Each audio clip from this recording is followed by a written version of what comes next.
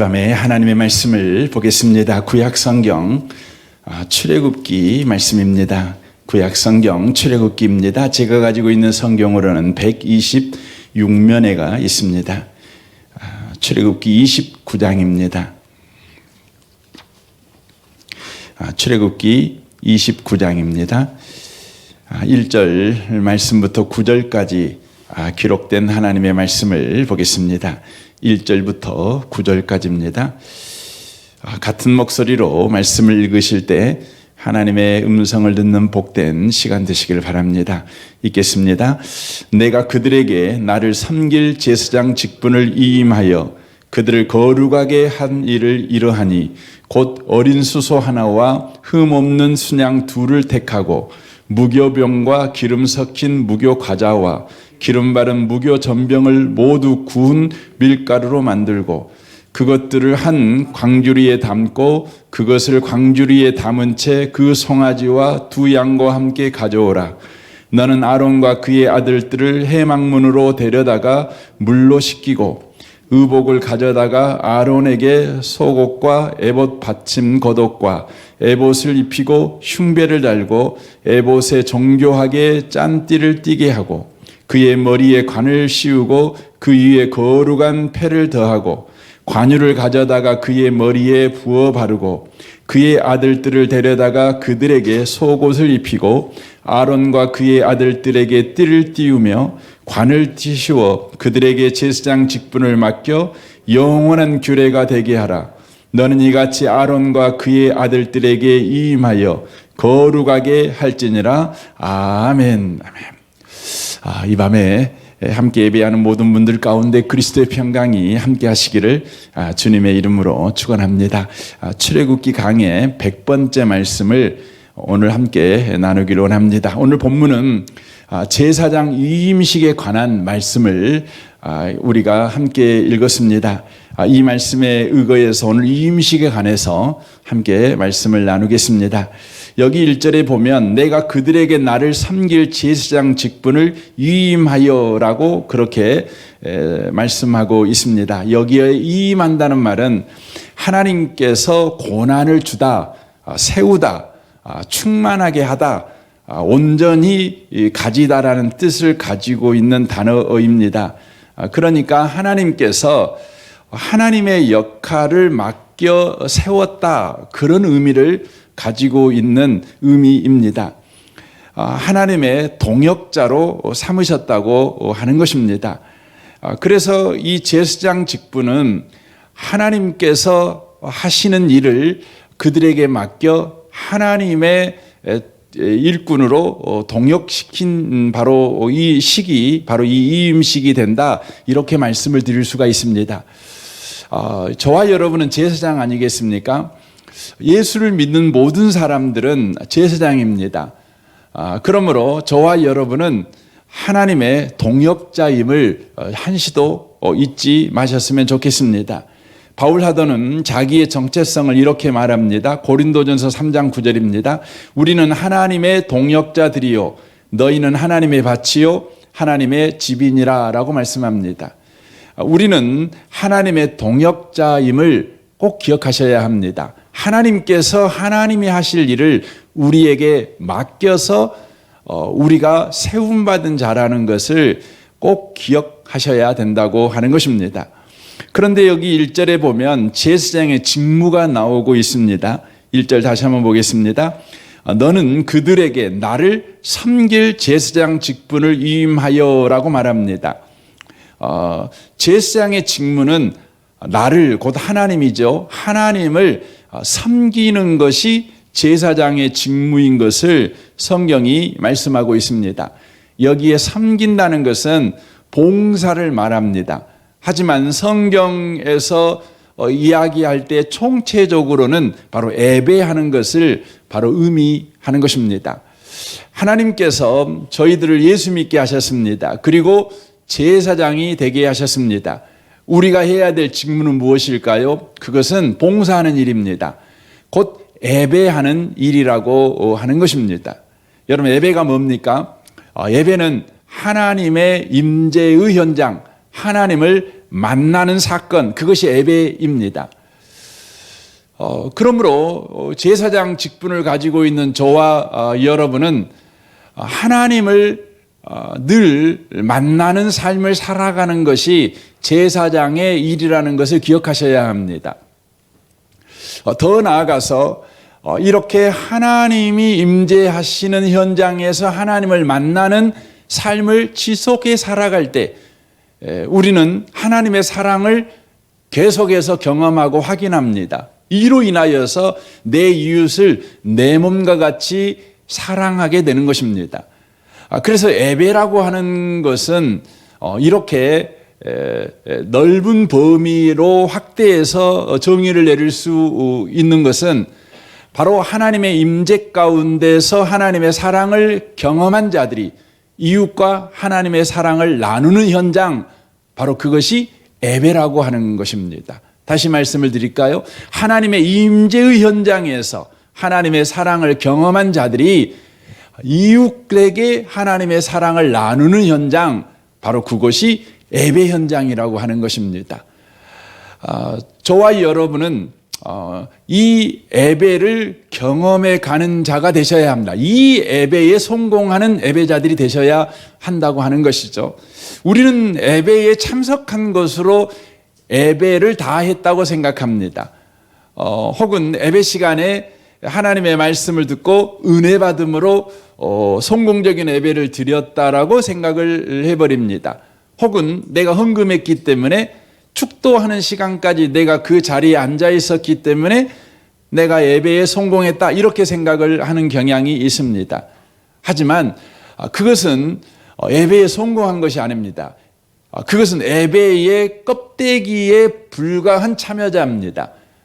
예배의 본질에 다가간 예배자, 예배의 본질을 벌컥벌컥 들이마신 예배자는 임재에 계신 하나님을 경험하고 그 사랑을 확인하고 나서 내 이웃과 더불어서 그 사랑을 나누는 것까지 나아가는 것이 바로 예배다, 참된 예배를 드린 것이다 라고 말씀을 드릴 수가 있다고 하는 것입니다. 그래서 저희 교회가 이렇게 주일날 함께 예배드리죠. 오전에 예배드리고 오후에는 성도들과 순모임을 합니다. 그 이유는 뭘까요? 온전한 예배를 주일 가운데 경험하기 위해서라는 것이죠. 그리고 그 예배 경험을 가지고 가정에 나아가서 또 직장에 나아가서 또 예배자로서 살아가는 예배자가 되게 하기 위해서임을 우리가 놓치면 안 되는 것입니다. 그래서 주일 오전 예배 때는 그 예배 가운데 임재에 계신 하나님을 경험하는 일에 저와 여러분이 승부를 가진 예배를 꼭 드려야 합니다. 그리고 오전 예배 때 그 하나님의 임재 속에서 하나님을 경험한 그 경험을 가지고 내 이웃에게 나아가서 그것을 나누는 것입니다. 그 하나님을 베푸는 것입니다. 이게 참된 바로 예배라고 하는 것입니다.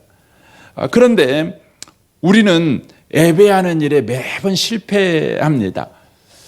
왜 우리는 예배하는 일에 실패할까요? 제사장은 그 직무 자체가 예배하는 것이 직무인데 제사장인 우리가 예배하는 일에 실패합니다. 그러면 뭐가 될까요? 범죄가 되지요. 여러분, 제사장이 예배하지 않는 것은 범죄입니다. 저와 여러분은 예배해야 합니다. 예배에 실패하면 안 되는 것입니다. 그런데 왜 제사장인 우리가 예배에 실패할까요?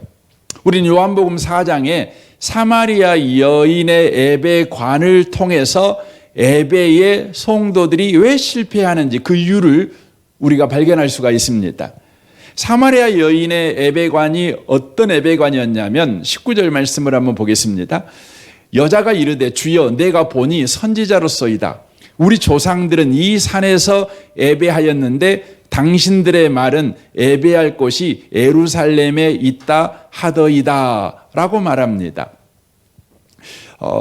이 사마리아 여인의 예배관은 이 여자가 사마리아 여자였기 때문에 사마리아 사람들은 그리심산에서 예배를 드렸습니다. 조상 대대로 그렇게 해왔습니다.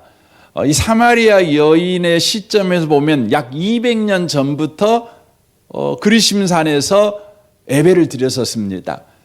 그 사건이 일어나게 된 계기가 뭐냐면 이스라엘이 바벨론의 포로가 되었다가 하나님의 은혜로 그들이 바벨론 포로에서 돌아오게 됩니다. 돌아와서 스룹바벨이 중심이 돼가지고 제2성전, 그러니까 솔로몬 성전은 무너져 버렸죠. 이제 무너진 그 자리에다가 스룹바벨 성전을 건축하게 됩니다. 건축할 때에 바리새인, 이 사마리아 사람들이 스룹바벨에게 와서 우리도 이 성전을 짓는 일에 참여하게 해주세요라고 요구를 합니다. 이게 에스라 4장에 나오는 사건입니다. 그때에 스룹바벨이 참여 못하게 합니다. 거부합니다. 왜 거부하냐면 너희들은 거룩하지 않다는 것이죠. 이방 피가 섞여 있기 때문에 거룩하지 않다라고 매몰차게 거절해 버립니다. 큰 상처를 받지요. 그리고 있다가 느헤미야가 돌아와 가지고 예루살렘 성벽을 재건합니다.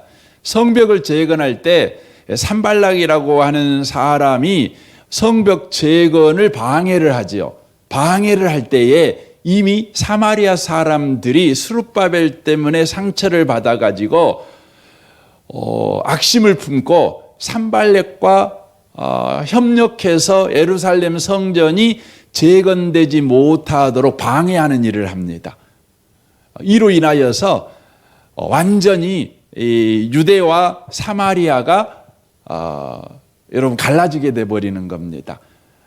그래서 그때부터 이 사마리아 사람들이 예루살렘에 와서 예배를 안 드리고 그리심산에서 예배를 드립니다. 왜 그리심산에서 예배를 드리게 되었냐면 여러분이 이제 성경을 보면 잘 아시겠지만 이제 하나님께서 가나안 땅에 들어가기 직전에 이스라엘 백성을 두 표로 나눠서 한 팀은 에발산에 한 팀은 그리심산에 이렇게 둡니다. 그리고 율법을 선포합니다. 선포할 때 에발산에 있는 사람에게는 저주의 말씀을 선포합니다. 이렇게 하면 저주를 받을지어다. 그러면 에발산에 있는 이스라엘 지파가 아멘 그렇게 반응을 합니다. 이제 그리심산에 있는 사람에게는 이렇게 하면 복 받을지어다. 이렇게 하면 그리심산에 있는 사람들이 아멘 이렇게 하는 거죠. 그러니까 사마리아 사람들의 생각에 그리심산은 축복의 산이에요. 그러니까 그 산에다가 하나님을 예배하는 예배 초소를 만들어 가지고 거기서 예배를 드렸다고요. 그러니까 여러분 200년이면 상당히 긴 시간 아니겠습니까? 그 긴 시간 동안 사마리아 사람들이 계속해서 그곳에 예배를 드렸어요.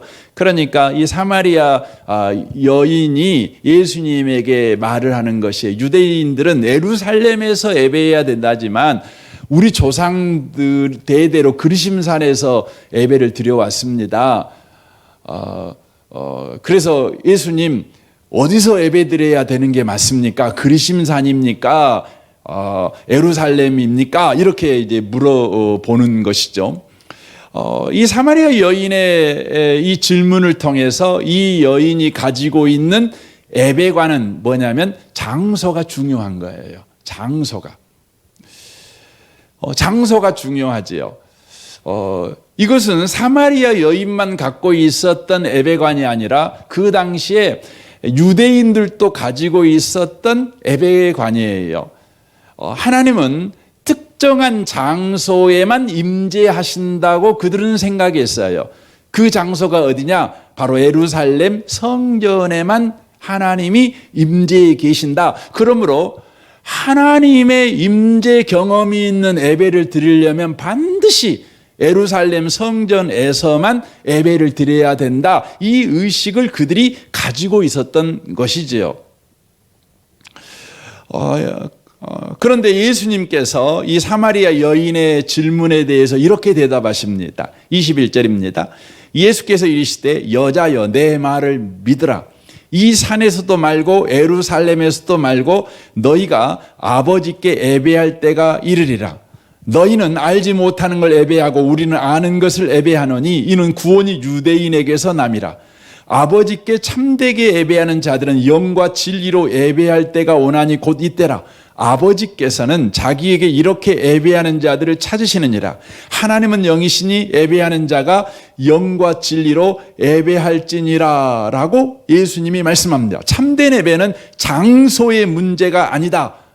이곳에서 예배드리든 저곳에서 예배드리든 그게 문제가 되는 것이 아니라 하나님이 찾으시는 예배, 하나님이 기뻐하는 예배는 영과 진리로 드리는 예배다.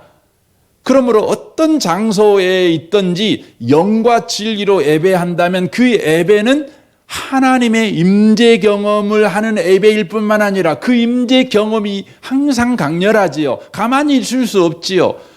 충만하지요. 그래서 용서할 수 없는 자들을 용서하는 데까지 나아가는, 이웃에게 하나님의 베푸신 사랑을 흘러보낸 데까지 나아가는 참된 예배자가 될 수밖에 없는 것 아니겠습니까? 그래서 이 사마리아 여인이 영과 진리로 예배하는 자가 참된 예배다, 이걸 이제 예수님한테 배우게 된 이후에 어떻게 합니까? 그가 동네에 뛰어들어가 가지고 지금까지 없인 여기고 서로 무시하고 쌈박질하고 살았던 이웃 사람들에게 나아가 와 보라, 복음을 전하는 현장이 나오는 것 아니겠습니까? 그렇다면 영과 진리로 예배한다는 게 무슨 말입니까? 많은 분들이 영과 진리로 예배한다는 말을 어떻게 이해하냐면 진심으로 그리고 정성으로 예배하는 것으로 이해를 합니다. 그렇게 이해를 합니다. 그래서 신령과 진정으로 예배드려야 된다. 그러면 지금 막 직장 생각하고 있고 또 사업 생각하고 있고 집에 내가 가스불 껐나 안 껐나 이런 거 생각하면서 예배 드리면 하나님 예배 안 받으셔. 그러니까 그런 생각 다 집어치우고 오직 하나님만 생각하는 마음을 가지고 예배를 드리는 것이 신령과 진정으로 예배 드리는 것이다. 이렇게 이제 우리는 이해를 하고 있습니다. 하지만 성경이 말하고 있는 영과 진리는 무슨 의미냐면 영과 진리를 이제 그 내용만 이야기하면 성령과 예수 안에서, 이런 의미의 말입니다. 성령과 예수 안에서 드리는 예배, 이 말이죠. 이 말은 어떤 의미의 말입니까? 여러분, 예수 믿는 사람들은 어떤 사람이냐면 성령이 우리 안에 있는 사람이에요. 그렇죠? 여러분 아멘이시죠? 여러분, 예수 믿었다는 말은 무슨 말이냐면 예수님이 우리 안에 들어왔다는 말이에요. 그러니까 성령과 진리라는 진리다, 이것이 성령과 예수 안이다, 이 말은 예수 믿는 사람들이 신령과 진정으로 예배하는 자예요. 자격이 그렇습니다. 뭔가 어떤 액션을 취해야 신령과 진정으로 드리는 것이 아니라 예수를 믿어 성령이 우리 안에 거하신 사람, 예수가 우리 안에 거하는 사람은 하나님이 찾는 예배자가 될 수 있어요. 그런데 문제는 뭐냐면 예수 믿는 사람이 이미 우리 안에 성령이 들어와 계시고 예수가 들어와 계심에도 불구하고 자신이 하나님이 찾는 예배자라는 생각을 못해요. 여러분, 성경을 보면 성령을 모시고 사는 사람은 하나님이 찾는 예배자예요. 하나님의 임재 경험을 얼마든지 할 수 있는 예배자예요. 왜냐하면 이게 중요해요. 성령이 그 안에 있는 사람은 바로 하나님께서 그와 함께 계시는 사람이기 때문에 그래요. 여러분 꼭 기억하셔야 됩니다. 성령과 예수가 우리 안에 들어온 사람은 이미 하나님이 함께하는 사람이에요.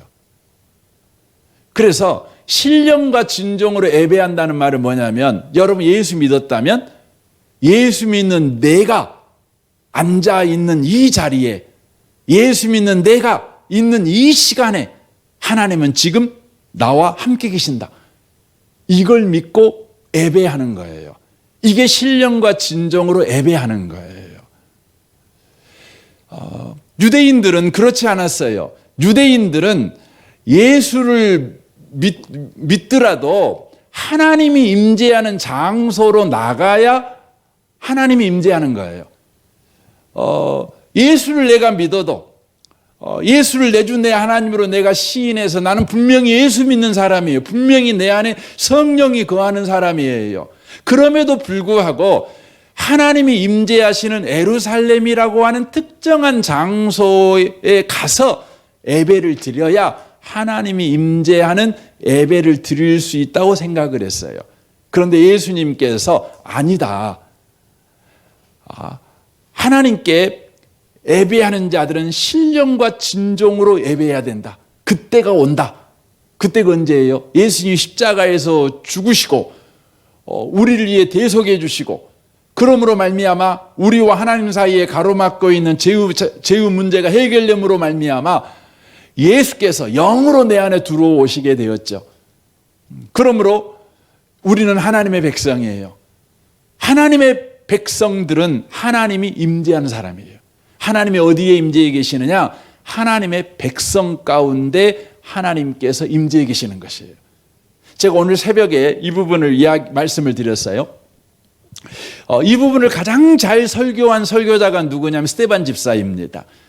사도행전 6장에서 스데반 집사가 고소를 당합니다. 고소당하는 내용은 두 가지입니다. 거룩한 것과 율법을 거스렸다는 제목이었습니다. 거룩한 거라는 건 성전을 말하는 것입니다. 이스라엘 백성에게 있어서 성전은 거룩한 곳입니다. 하나님이 임재하시는 곳입니다. 그런데 스데반 집사가 그것을 거스렸다고 제목을 붙였습니다. 그때 스데반 집사가 자기가 죄인이 아님을 이제 구약 성경을 관통하는 해석을 합니다. 놀라운 겁니다. 여러분 집사님 정도 되면 그 정도는 할 줄 있어야 됩니다. 집사님 정도 되면 성경을 관통해 갖고 설명할 수 있으셔야 돼요. 관통해 설명을 합니다. 어디가 거룩한 곳인지를 설명합니다. 어디가 하나님이 임재한 장소, 임재한 곳인지를 설명을 하는 것입니다. 그러면서 이제 가장 먼저 소개하는 사람이 누구냐면 아브라함입니다. 아브라함을 소개합니다. 예루살렘 성전에만 하나님이 임재해 계신다라고 주장하는 유대인들에게 아니다. 그러면서 첫 번째 등장시키는 사람이 바로 아브라함입니다. 여러분, 아브라함이 갈대아 우르에 있었습니다. 갈대아 우르는 예루살렘에서부터 약 3,000km 이상 떨어진 곳입니다. 근데 그곳에 우리 하나님께서, 영광의 하나님께서 아브라함에게 나타나십니다.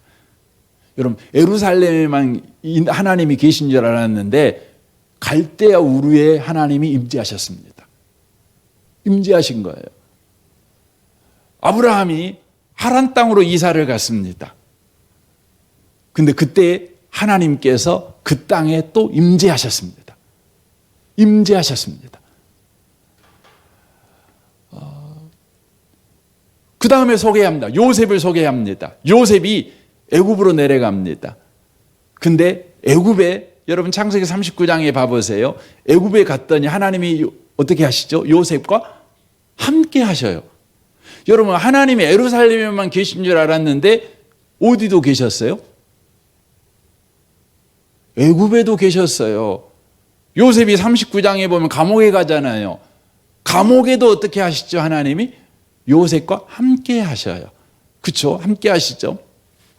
또 소개합니다. 야곱이 여러분 하란 땅에 또 가잖아요. 근데 그 땅에도 하나님 어떻게 하시죠? 함께 하셔요. 베델에도 하나님이 함께 하셔요. 모세도 마찬가지죠. 시내산에 있을 때 하나님이 함께 하셔요. 뭘 보여주고 있는 것이죠? 탈예루살렘. 예루살렘에만 하나님이 거하시는 것이 아니라 거룩한 성, 거룩한 도시인 예루살렘에만 거하시는 것이 아니라 거룩하지 않다고 여겼던 곳에도 하나님이 함께 계셨다는 거예요. 그런데 그 공통적인 게 뭐냐면 아브라함, 하나님의 백성, 요셉 하나님의 백성, 야곱 하나님의 백성, 모세 하나님의 백성. 하나님의 백성이 바로 있는 곳에 하나님이 계셨다는 거예요. 그래서 사도행전 7장 47절에서 솔로몬을 들어서 이렇게 스데반이 설교합니다. 솔로몬이 그를 위하여 집을 지었느니라. 하나님을 위해 성전을 짓지 않습니까? 그러나 지극히 높으신 이는 손으로 지으신 곳에 계시지 아니하시나니 선지자가 말한 바 주께서 이르시되 하늘은 나의 보호자여 땅은 나의 발등상이니 너희가 나를 위하여 무슨 집을 짓겠으며 나의 안식할 처소가 어디냐? 이 모든 것이 다 내 손으로 지은 것이 아니냐 함과 같으니라. 목이 곱고 마음에 귀에 할례를 받지 못한 사람들아, 너희도 너희 조상과 같이 항상 성령을 거스리는도다. 특정 장소에만 하나님이 임재해 계신다고 주장하는 자들은 마음과 귀에 할례를 받지 못한 사람들이다. 하나님은 어디 계시느냐? 하나님의 백성이 있는 곳에 하나님이 임재하신다. 그러므로 참된 예배자, 하나님을 기쁘시게 하는 예배자가 누군가? 하나님이 찾는 그 예배자 누군가? 바로 예수 믿는 내가 있는 곳에 하나님이 임재해 계신다고 믿고 그 자리에서 하나님께 예배하는 자. 바로 그 자가 하나님을 기쁘시게 하는 예배자, 하나님이 찾는 예배자라는 것입니다. 그래서 사도행전을 여러분 읽어보시면 사도행전은 예루살렘을 떠나 하나님의 백성이 있는 모든 땅 가운데 하나님이 임재하신다. 하나님이 큰 권능으로 그곳 가운데서 구원의 일을 하신다. 기도를 응답하시는 일을 하신다. 예배를 받으시는 일을 하신다. 치유의 일을 하신다. 이것을 보여줘요. 대표적인 게 뭐냐면 사도행전 10장입니다. 사도행전 10장에 보면 고넬로 이야기가 나옵니다. 바울이 베드로죠. 베드로가 고넬로라는 이방인, 그것도 로마의 백부장 아닙니까? 군인 아닙니까? 군인 집에 가기 전에 그가 머물렀던 곳이 요빠라는 곳입니다. 저도 요빠를 가봤는데 요빠가 정말 아름다운 도시거든요. 언제 한번 꼭 가보십시오. 정말 아름다운 도시입니다.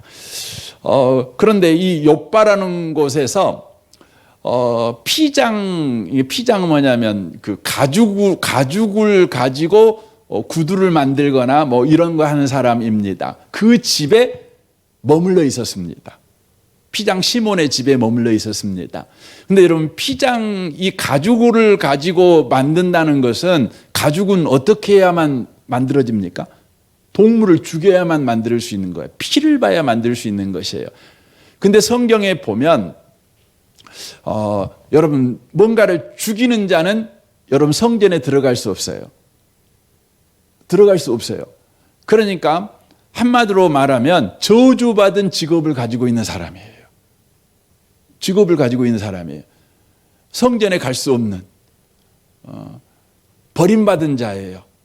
그런데요, 놀라운 것은 그 집에 베드로가 머물러 있는데 우리 하나님께서 그 집에 임재하셔요. 그래가지고 환상을 보여주셔요. 놀라운 거예요. 놀라운 겁니다. 놀래주시면 좋겠어요, 여러분도. 여러분, 고넬로의 집에 갔어요. 베드로가 가잖아요. 근데 베드로가 고넬로 집에 갔을 때 고넬로부터 간증을 듣습니다. 무슨 간증을 듣죠? 그가 고넬로의 집에서 그가 자기 집에서 기도할 때 우리 하나님께서 그 기도를 기억해 주셨다고 말합니다. 여러분, 고넬로는 이방인입니다.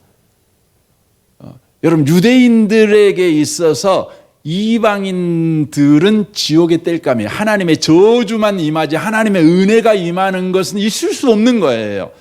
근데 여러분, 기억이라는 단어가 헬라어로는 기억이라는 단어인데 히브리어로는 이게 소제예요. 소제. 제사예요. 제사. 그러니까 이방인이 드리는 제사를 하나님이 허명해 주신 거예요.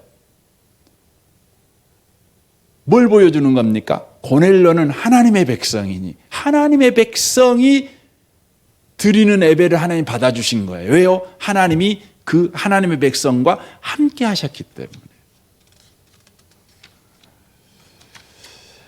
예수님께서 어마어마한 지상 명령을 내리죠. 우리는 한국 사람이고 우리는 사실 이방인이잖아요. 그러니까 이 말에 별로 그 감동이 별로 없어요. 그런데 유대인 예수님의 제자들은 다 유대인들이잖아요. 유대인들의 입장에서 예수님의 이 말을 듣는 것은 소위 말해서 천지개벽할 말이에요.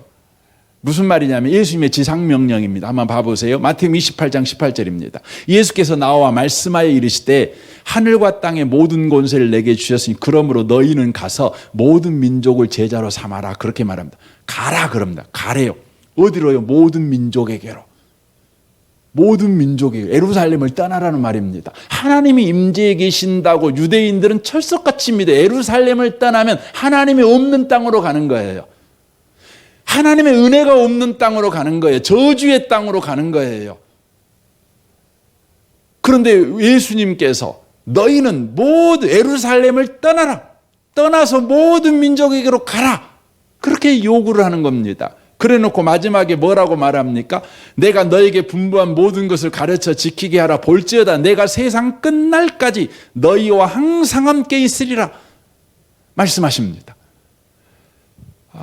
세상 끝날까지, 이 말은 시간으로는 세상 끝날이죠. 장소로 말하면 세상 땅끝까지, 이렇게 해도 번역이 되는 겁니다. 끝날까지, 땅끝까지 내가 너와 함께 하겠다. 이렇게 말합니다. 왜요? 하나님의 임재는 하나님의 백성들 가운데 있기 때문에 그렇습니다. 하나님의 백성이 있는 장소, 하나님의 백성이 사는 시간에 하나님은 임재하신다는 거예요. 이것을 믿고 내가 선 자리에 내게 주어진 시간 속에서 하나님을 예배할 때 하나님이 찾는 예배자라는 것이죠.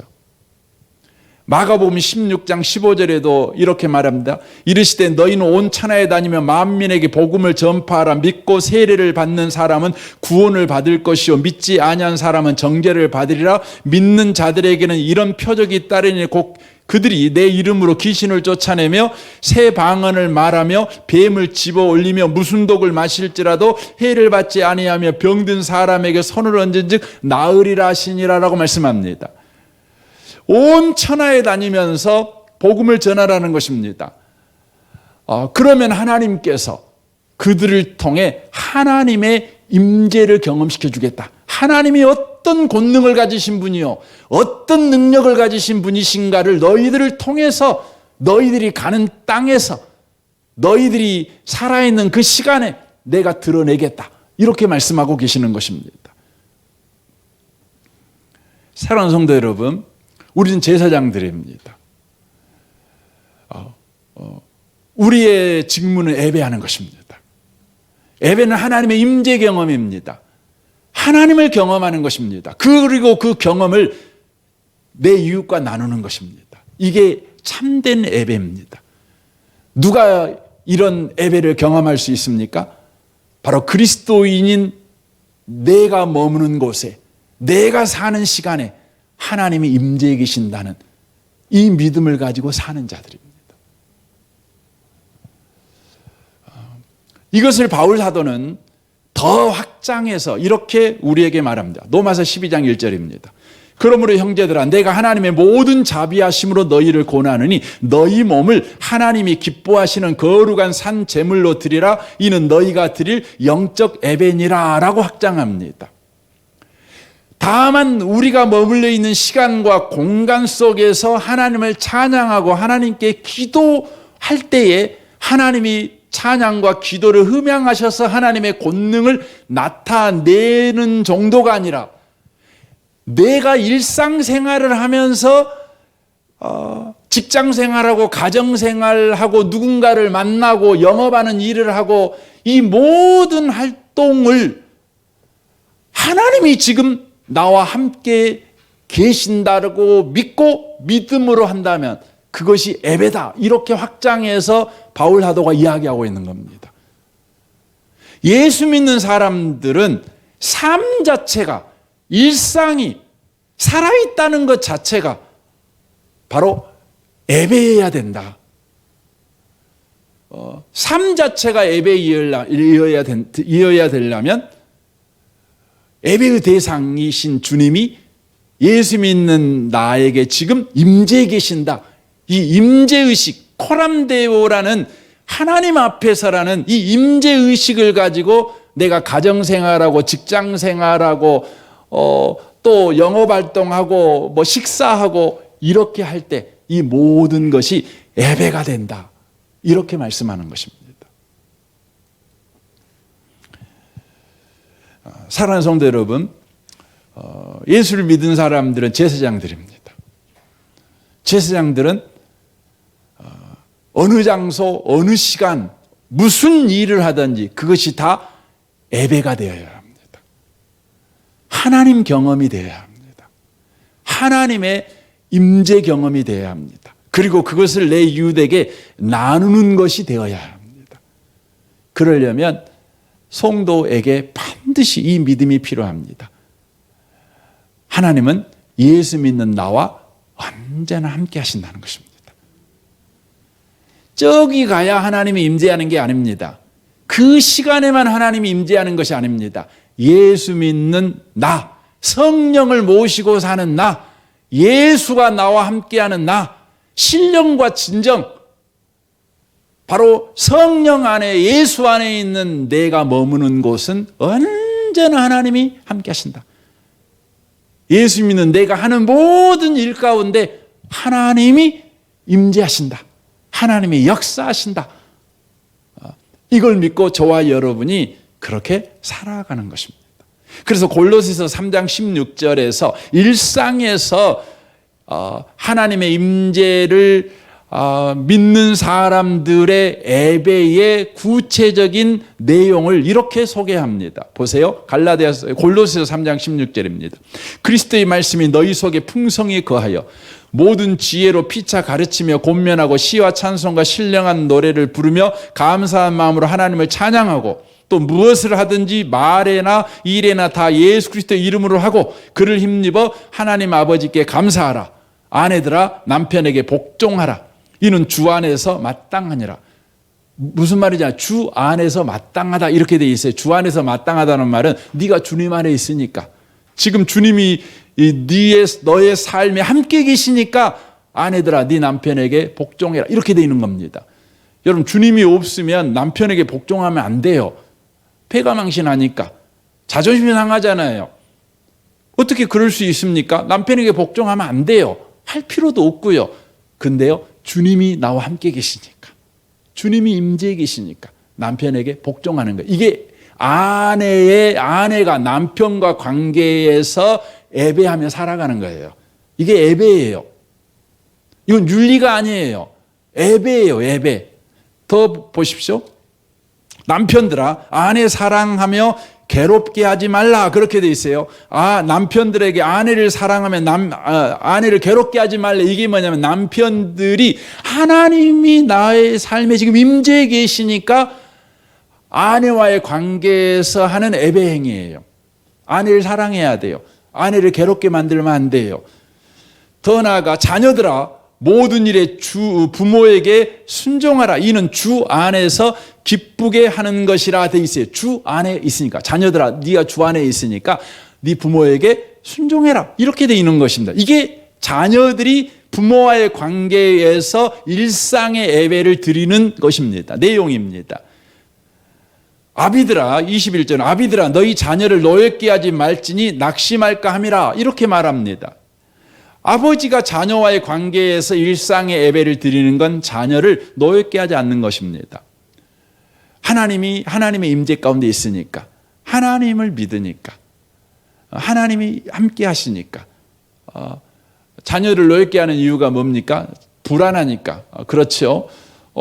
자녀들을 좀 성공시켜 보려고 부모 입장에서는 이렇게 해봐라. 근데 자녀가 말 안 듣잖아요. 그러니까 성질 나잖아요. 그러니까 노엽게 만들죠. 속상하게 제가 많이 하거든요. 이게 잘 이해합니다. 근데 제가 가만히 생각해 보면 하나님 안 믿으니까 그러죠. 내 말 들어야 자식이 잘 될 것 같아요. 하나님을 안 믿어요. 그러니까 자식을 노엽게 만드는 것이죠. 이 일상의 예배에서 늘 우리가 실패하는 것이죠. 22절 보십시오. 종들아 모든 일에 육신의 상전에게 순종하되 사람을 기쁘게 하는 자같이 눈가림만 하지 말고 오직 주를 두려워하여 성실한 마음으로 하라. 이렇게 되어 있습니다. 여러분에게 직장 상사가 있으신가요?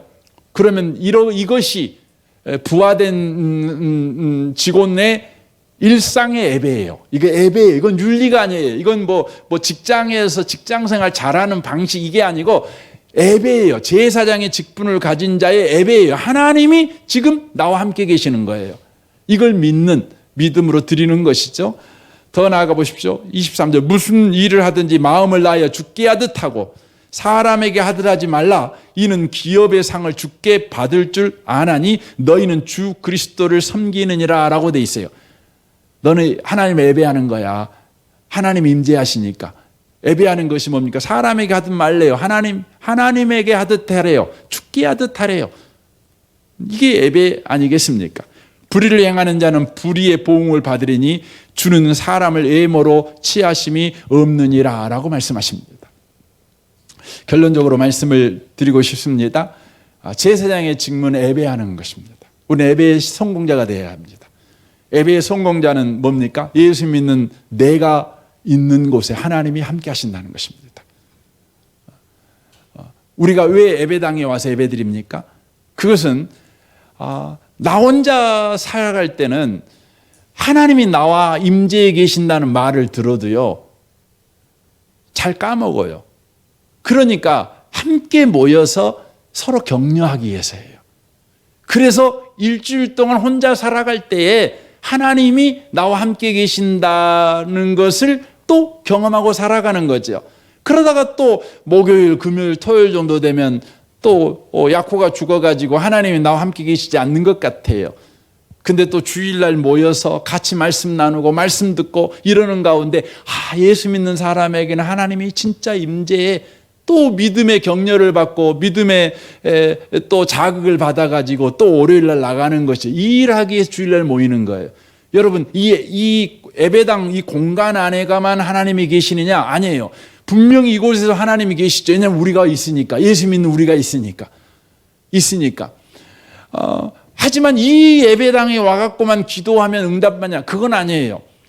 예수 믿는 여러분이 예배당에 있든지 가정에 있든지 하나님이 임재하신다는 이 임재의식을 가지고 이 믿음을 가지고 하나님께 나아갈 때 여러분의 기도를 통해서 하나님은 크신 일을 하시는 것입니다. 저는 이 밤에 오신 복 있는 분들이 이것을 꼭 기억하셨으면 좋겠습니다. 하나님은 여러분과 함께 하십니다. 나와 함께 하십니다. 절대 놓치지 마십시오.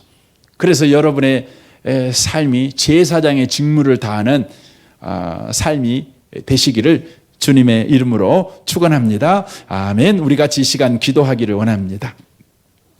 우리 함께 이 시간 기도했으면 좋겠습니다.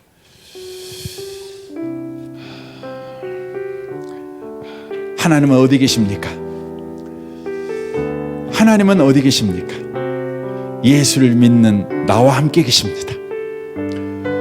내가 어디에 가든지 함께 하십니다. 무슨 일을 하든지 함께 하십니다. 세상 끝날까지 함께 하십니다. 우리는 예배할 때마다 이 믿음을 가지고 예배해야 합니다. 일을 할 때마다 이 믿음을 가지고 일해야 합니다. 하나님이 찾는 예배자가 되게 하십시오. 하나님의 임재를 경험하고 이 임재를 이웃과 나누는 참된 예배자가 되게 하여 주옵소서. 우리 같이 이 시간 기도했으면 좋겠습니다. 기도하겠습니다.